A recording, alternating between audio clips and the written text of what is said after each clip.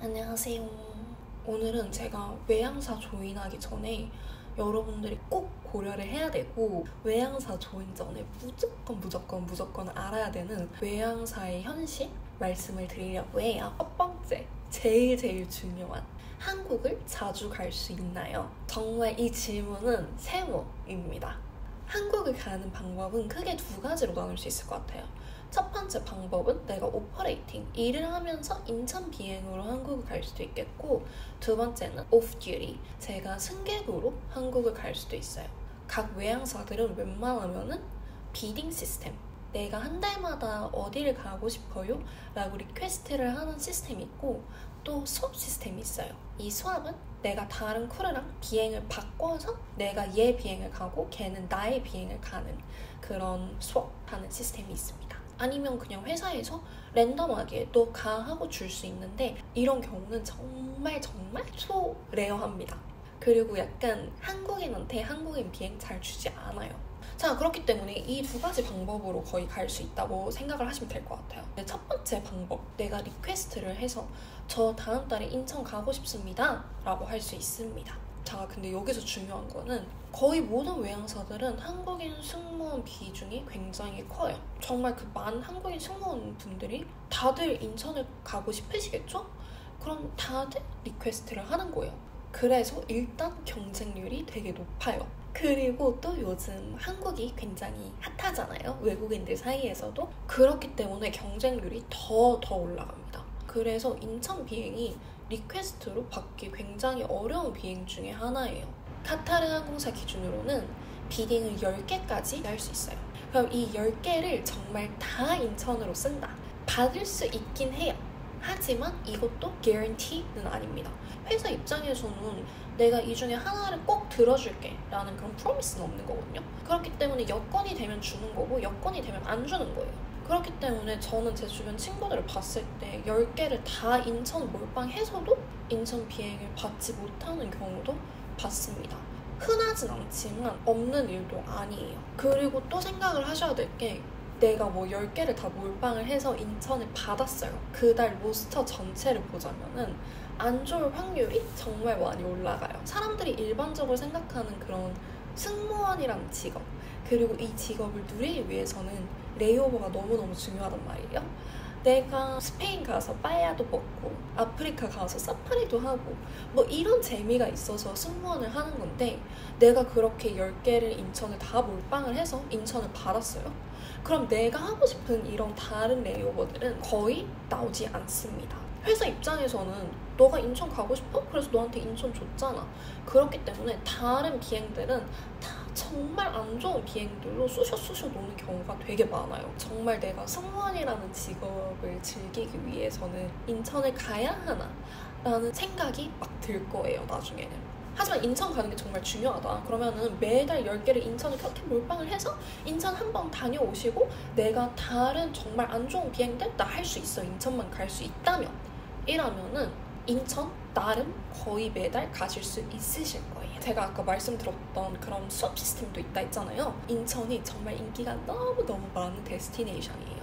그렇기 때문에 그 누구도 뭔가 순전히 그래, 나 인천 말고 내가 너 대신에 다카 갈게 이러고 바꿔주는 쿨은 거의 없다고 보시면 되세요. 그리고 두 번째로 이제 한국을 갈 수 있는 방법은 내가 승객으로 일을 하지 않고 인천을 가는 경우예요. 이거는 거의 내가 어떤 외항사를 조인을 하냐에 따라서 조금 다를 수 있어요. 중동 항공사 같은 경우에는 한국을 들어가려면 적어도 4일 오프가 필요합니다. 왜냐면 저희는 거의 갈 때 8시간, 돌아올 때 10시간 정도 되기 때문에 거의 하루가 비행시간으로 꼬박 소요가 되기 때문에 내가 4일 오프 정도가 있어야 한국에 가서 이틀은 잘 수 있는 거예요.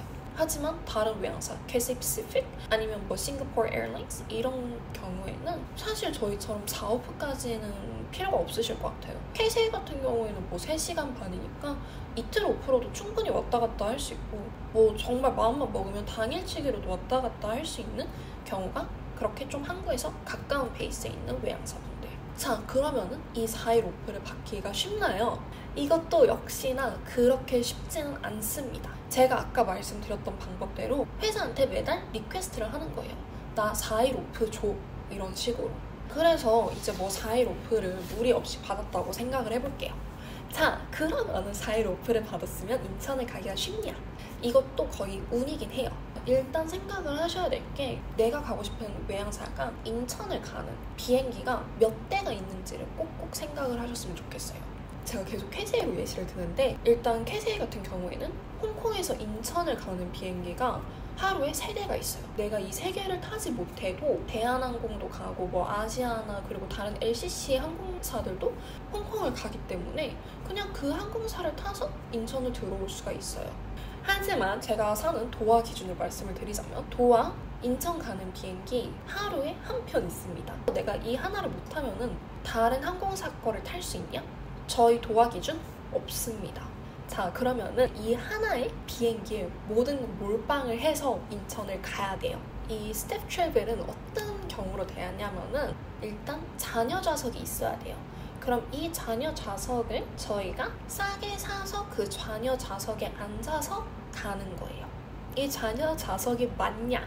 도하 인천은 거의 많은 경우에 풀입니다. 자, 그래도 적어도 10자리가 남았다고 칠게요. 내가 타고 갈 수 있나요? 그것도 쉽지 않습니다. 왜냐면은 뭐 항공사마다 또 다르긴 하지만 저희 항공사 같은 경우에는 스태프 넘버 순으로 자르거든요.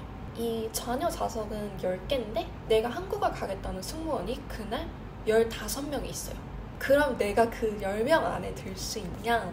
그게 정말 쉽지가 않아요. 제가 이제 이 항공사에서 일한 지 2년이 넘었는데 저도 겨우겨우 타는 편입니다. 하지만 저는 정말 운 좋게도 지금 일하는 2년 동안 저는 거의 매달 인천을 가고 있습니다. 하지만 아셔야 될 게 I'm making a lot of sacrifices to get on that flight. 그리고 두 번째로 많이 생각을 하실 수도 있는 게 저 그냥 외항사에서 경력 좀 쌓고 저 한국으로 이직할게요. 그럼 이직하기가 쉽냐?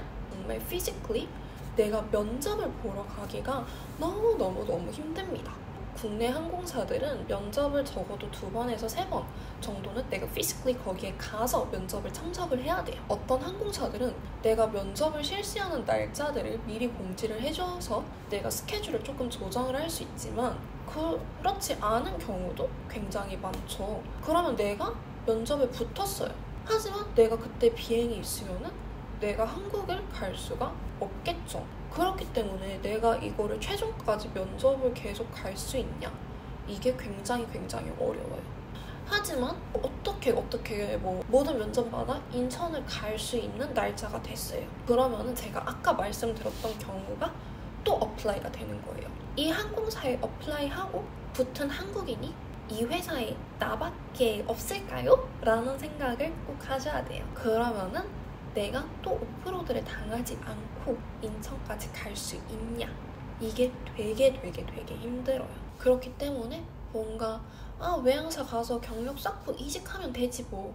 이게 사실은 그렇게 생각만큼 쉽지는 않다는 점. 또 무시할 수 없는 월급에 대해서 말씀을 드리고 싶어요. Basic Salary, Flying Hour, 그리고 Allowance. 이 3가지가 합쳐서 나오는 거기 때문에 매달 월급이 달라요. 저는 조인을 하기 전에 얘기를 들었을 때는 사실 별 그렇게 큰 생각은 없었어요. 하지만 제가 여러분들한테 말씀을 드리고 싶은 거는 이 3가지 중에 차지하는 비중이 뭐가 제일 많은지 그게 정말 중요하다고 말씀을 드리고 싶습니다. 내가 A 항공사에 가면은 월급이 350만 원이래요. B 항공사를 가면은 내 월급이 300만 원이래요. 그냥 들었을 때는 내가 350만 원인 항공사에 조인을 하는 게 제일 이득이겠죠.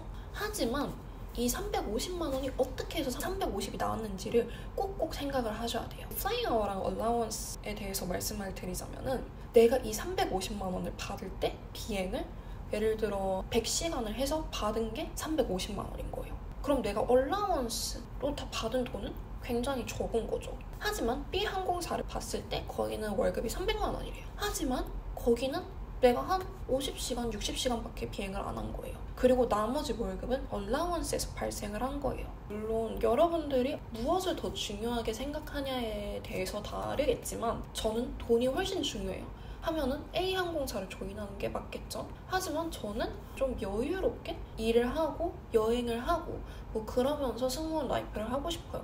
하면은 돈이 조금 적어도 항공사를 가는 게 맞겠죠. 영어를 잘해야 되나요? 영어를 사실 굳이 잘하지 않아도 일하실 수 있습니다. 사실 트레이닝 때는 영어를 잘하던 못하던 거의 출발 선상이 모두가 똑같은 거예요. 내가 일할 때 필요한 항공 용어들이나 메디컬 용어, 서비스 용어들을 배우기 때문에 내가 의지만 있다면 그렇게 큰 문제 되지 않습니다. 일할 때도 사실 99% of the time 일하는데 그렇게 크게 문제가 되실 일도 없습니다. 승객들한테 하는 말도 비슷하고 내가 이 할 말들은 또 트레이닝에서 나를 가르쳐주기 때문에 일하시는데도 그렇게 큰 무리는 없어요. 하지만 영어를 잘하면 잘할수록 이 직업을 즐기시는 데는 훨씬 더 좋습니다. 장거리 비행을 하면은 일하는 시간도 있지만 조금은 이제 숨 돌릴 틈도 있겠죠. 그럼 이 숨 돌릴 틈에 할 수 있는 게 이 다양한 나라의 크루 애들이랑 대화를 하고 뭐 그런 거밖에 없어요. 내가 영어를 잘하면은 얘네들이랑 대화를 하고 장난도 치고 이럴 수 있는 경우가 많겠죠. 하지만 내가 영어가 플루언트하지 않아서 조금 의기소침해져 있어요. 그래서 내가 여기에 끼지 않아요. 그럼 제가 생각하기에 되게 좀 외롭고 지루할 수 있어요. 그리고 두 번째, 승객분들. 거의 많은 경우는 승객분들도 영어가 first language가 아니신 분들도 너무너무 많아요. 내가 영어를 그닥 잘하지 못하도 승객분들도 영어를 그닥 잘하지 못하세요. 그렇기 때문에 커뮤니케이션이 그냥 되면 되는 거예요. 하지만 영어가 또 mother's tongue인 분들이 계시겠죠. 영어를 잘하는 승객이 나한테 와서 막 영어로 공격을 해요. 근데 내가 여기서 영어에 자신감이 하나도 없어요. 그러면은 되게 벙찌게 되겠죠. 영어를 조금 능숙하게 할 수 있어야 내가 이 승객을 이해를 시킬 수 있겠죠. 아니면 내가 실수를 했을 때 내가 서비스 리커버리를 하려면은 어느 정도 수준의 영어 실력은 필요한 것 같아요. 그렇기 때문에 영어는 잘하면 잘할수록 나쁠 건 없다, 이 직업에서. 하지만 내가 영어에 자신감이 그닥 없어도 이 일을 할 수는 있다.